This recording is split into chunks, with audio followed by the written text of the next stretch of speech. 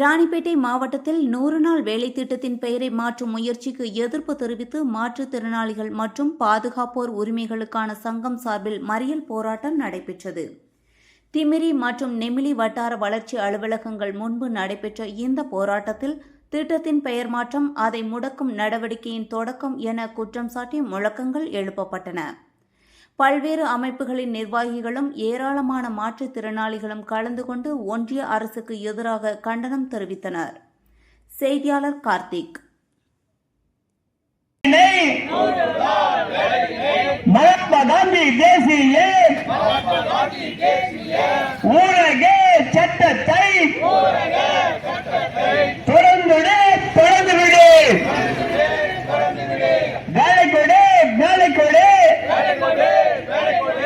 மாற்று திறனாளிகளுக்கும்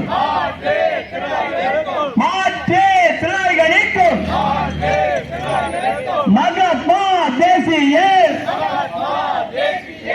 ஊரக வேலை திட்டத்தில் 100 நாள் திட்டத்தில் வேலை கொடு, வேலை கொடு. புறக்கணிக்காதே, புறக்கணிக்காதே. 100 நாள் வேலையிலே